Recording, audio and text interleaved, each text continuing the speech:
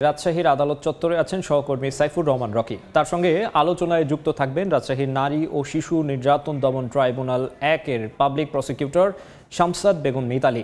এছাড়াও নওগাঁয় থাকবেন সহকর্মী MR রকি। শুরুতেই সরাসরি যাচ্ছি সাইফুর রহমান রকির কাছে। রকি,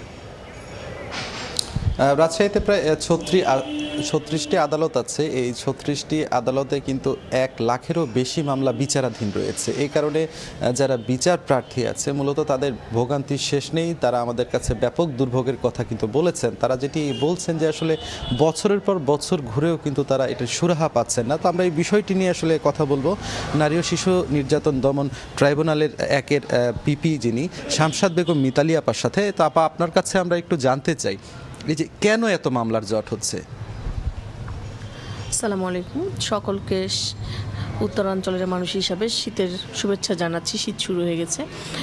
মামলার জটের প্রধান কারণই মামলার জট টেনে আনছে। কারণ হচ্ছে যে যখন একটা মামলা চলছে সেটা চলমান অবস্থায় সেটা নিষ্পত্তি না হতে আর একটা মামলা এসে ভিড় জমাচ্ছে। এই ভিড়ের কারণে ভিড় বাড়ছে। প্রথম মামলা যখন ক্রিমিনাল মামলার ক্ষেত্রে আমরা দেখছি যে থানায় মামলা হওয়ার পরে পুলিশ চার্জশিট দিতে দীর্ঘদিন দেরি করছে। একটা মামলায় 1 বছর, 1.5 বছর, 2 বছর, 3 বছরও চার্জশিট হচ্ছে না। কিন্তু আসামিগুলোদের হাজিরা দিতে আসতে হয়। দিনের পর দিন অনর্থক তারা হাজিরা দিচ্ছে। তারপরে 3 বছর 4 বছর পরে হাজিরা শেষ হলো, চার্জশিট আসলো, চার্জ গঠন হলো, সাক্ষী পর্যায়ে গেছে, সাক্ষী আসছে না। বছরের পর বছর সাক্ষী আসছে না। এমনও মামলা আছে 15 বছর সাক্ষী হয় না, আসামি ঘুরছে, কোনো মামলায় বাদী মারা গেছে। তো এভাবে মামলাগুলো ক্লোজ হচ্ছে না। কিন্তু তার জন্য তো অন্য মামলা তৈরি হচ্ছেই। সমাজ তো আর পড়ে নেই, ক্রাইম তো ঘটতেই আছে।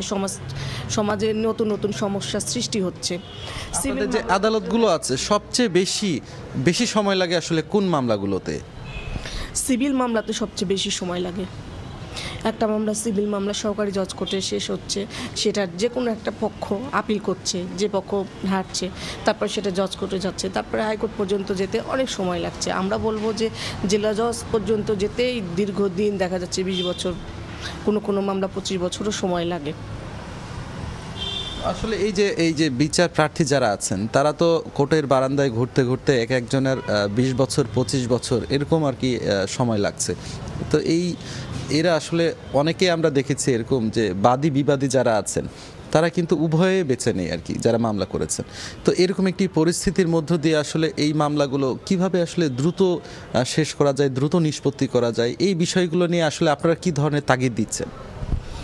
এখন আমাদের দেশে, পৃথিবীর বিভিন্ন দেশের মতো আমাদের দেশেও একটা ব্যবস্থা চালু করা হয়েছে, বিকল্প বিরোধ নিষ্পত্তি আইন। এখানে বাদী এবং বিবাদীর মধ্যে হচ্ছে লিগাল এইড অফিসারের মাধ্যমে বা সেই কোর্টের সংশ্লিষ্ট বিচারক এর মাধ্যমে বা হচ্ছে যেগুলোতে হচ্ছে পিপি আছে, পিপিদের মাধ্যমে কোর্ট বোঝাচ্ছে বাদী আসামিদেরকে যে আপনারা আপোষ মীমাংসা করতে পারেন চাইলে।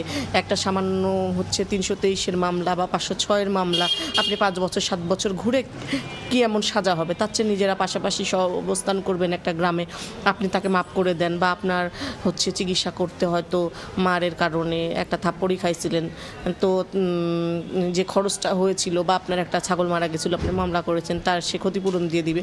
এরকমভাবে কোর্টগুলো বা আমরা বোঝানোর চেষ্টা করছি যাতে হচ্ছে মানুষের সারা জীবনের যে মনের ক্ষোভটা নষ্ট হয়ে যায়, মানে ক্ষোভটা না থাকে, মীমাংসাটা হয়ে গেলে সারা জীবনের জন্য সমস্যার সমাধানটা হয়ে যায়। আর তাছাড়া হয় কি, যখন বিচারের মাধ্যমে একটা মামলা শেষ হয় তখন একটা পক্ষ হেরে গেলে আর একটা পক্ষ তো আপিল করছে, তাতে তো মামলার দীর্ঘসূত্রিতা কমছে না, মামলা কিন্তু শেষ হচ্ছে না।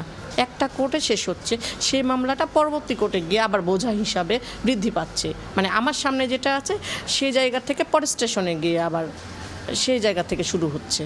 তো সেজন্য হচ্ছে বিকল্প বিরোধ নিষ্পত্তির মাধ্যমে যদি করা যায় সেই চেষ্টাটা করা হচ্ছে। এটাতে আমাদের দেশের সবাই যে এখন ওইভাবে আগ্রহী, আমাদের তো বেশিরভাগ ক্লায়েন্টরা শিক্ষিত না, তারা হয়তো আগ্রহী হচ্ছে না।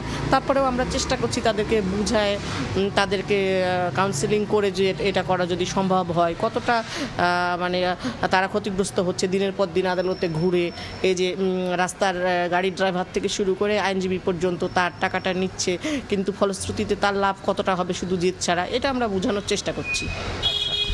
আসলে আমরা এই পর্যায়ে আমাদের সহকর্মী আছেন নওগাঁ এমআর রকি, আমরা তার কাছ থেকে জানবো সেখানে আসলে কি ধরনের সমস্যা তৈরি হচ্ছে এই মামলা সংক্রান্ত জকেট কারণে। নওগাঁর 11টি উপজেলা রয়েছে, 11টি উপজেলার কিন্তু মোট 13টি কোর্ট এই মুহূর্তে চলমান রয়েছে এবং এই 13টি কোর্টের যে বিচার ব্যবস্থা এটা কিন্তু এই জেলার আসলে যারা আইনজীবী তারা বলছিলেন যে স্বাভাবিকভাবে এই জেলায় মামলার যে ফাইলিং এর হার এটা কিন্তু অনেকটাই বেশি, কারণ জেলার মানুষের যেমন ঘনত্ব রয়েছে, মোট 32 লাখ জনবসতি এই জেলার, আইনের বিভিন্ন সুফল নিতেই কিন্তু আদালতমুখী হয়ে থাকেন এখানকার যারা বিচার প্রার্থী। তবে দীর্ঘদিন ধরেই কিন্তু বিভিন্ন মামলার একটা জট রয়েছে, যে মামলাগুলো এখন পরিসংখ্যান দিয়ে যদি বলা যায় সার্বিক এই 11টি কোর্টে দেওয়ানি, ফৌজদারি এবং নারী নির্যাতনে 61,000 মামলা কিন্তু এই মুহূর্তে বিচারাধীন এবং এর মধ্যে রয়েছে নারী নির্যাতনের যে মামলা রয়েছে 4,220টি, চিফ জুডিশিয়াল ম্যাজিস্ট্রেট কোর্টে রয়েছে 18,452টি মামলা বিচারাধীন।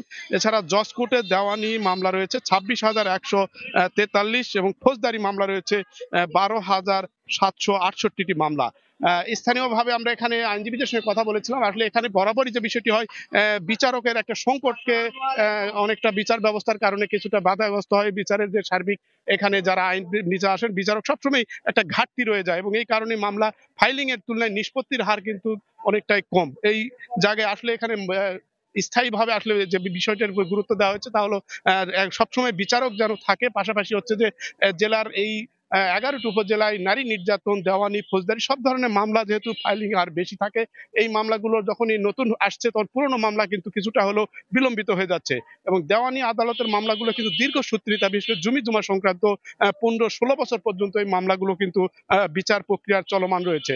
তবে ভোগান্তি হিসাবে যারা এখানে বিচার প্রার্থী তারা দ্রুত মামলা নিষ্পত্তির জন্য বিভিন্নভাবেই তারা চেষ্টা করছেন। তবে এখানকার যারা আইনজীবী তাদের দিক থেকে বলা হচ্ছে যেহেতু বড় জেলা, এই বড় জেলা হওয়ার কারণে মামলার ফাইলিং এর হার অনেকটাই বেশি থাকে এবং মামলা ফাইলিং এর তুলনায় নিষ্পত্তি গতি বাড়ানোর জন্য যেসব পদক্ষেপ নেওয়া দরকার এই বিষয়গুলোকে কিন্তু গুরুত্ব দেওয়া হয়ে থাকে এবং জেলার এখানকার আসলে সার্বিক যে কাঠামো, মানুষের আইনের প্রতি যে শ্রদ্ধা, আস্থা রয়েছে, এই আস্থাকে কেন্দ্র করে এখানকার আইনজীবীদের দিক থেকে বলা হচ্ছে মামলা বিগত দিনের চেয়ে মামলা অনেকটাই বেশি আদালতমুখী হচ্ছে এবং এই আদালতমুখী যেহেতু হচ্ছে সেক্ষেত্রেই কিন্তু ত্বরান্বিত বিচার ব্যবস্থার জন্যই গতি বাড়ানো দরকার এবং দ্রুত এই মামলা নিষ্পত্তির যে বিষয়গুলো রয়েছে এই বিষয়গুলোকে কিন্তু আইনজীবীর দিক থেকে সবসময় তাগাদা দেওয়া হয়ে থাকে এবং এই ব্যবস্থাকে গতিশীল বাড়ানোর জন্যই কিন্তু আইনজীবীরা বলছেন যে এখানে বিচারকের যে সবসময় ঘাটতি থাকে এই ঘাটতিটা যেন দ্রুত পূরণ করা হয়ে থাকে।